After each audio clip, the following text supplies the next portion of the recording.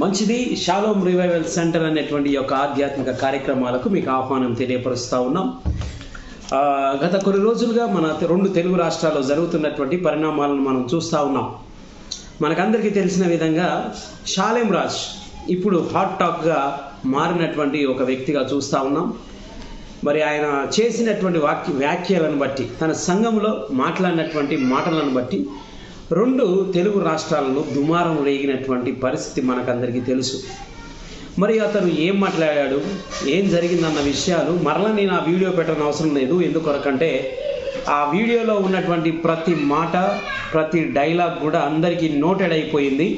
తెలుగు రాష్ట్రాలలో కొంతమంది మత ఛాందస్తవాదులు దాన్ని అనువుగా తీసుకొని పాస్టర్ పైన దుమ్మెత్తి పోస్తున్నటువంటి పరిస్థితులను మనం చూస్తూ ఉన్నాం.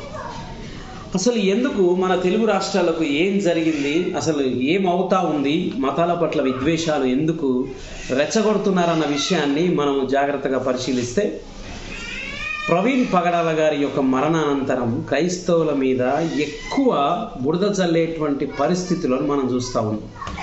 ఇదంతా ఒక వర్గం మీద ఇంకొక వర్గము ఆధిపత్యాన్ని మరి చెలాయించాలనేటువంటి ఉద్దేశంతో జరుగుతున్నటువంటి ఈ మాటల యుద్ధాలే తప్ప దీనివల్ల ప్రజలకు కానీ మతాలకు కానీ ఎలాంటి ప్రయోజనం లేదని నేను తెలియపరుస్తూ ఉన్నాను. సో కనుక ఈ మల్లెపూల గోలను మర్చిపోయి మనుషులు మానవత్వము అనేటువంటి పరిస్థితులను తీసుకొని రావాలి.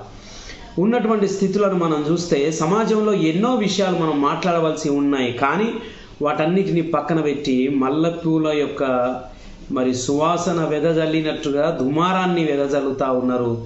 ఇది మన సంస్కృతికి కానీ మన సంప్రదాయానికి కానీ లేక మన తెలుగు రెండు రాష్ట్రాల అభివృద్ధికి మంచిది కాదు అని నేను ఈ విషయాన్ని తెలియపరుస్తూ ఉన్నాను.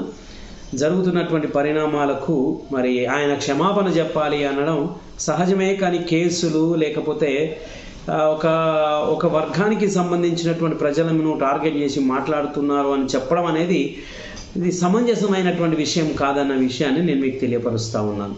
సో కనుక దీని విషయమై మీ యొక్క కామెంట్స్ మీరు ఏమనుకుంటున్నారో మాకు తెలియపరచండి. ఇట్లు reverend Sukka Joshua, Shalom revival centre ఆధ్యాత్మిక కార్యక్రమం. Thank you.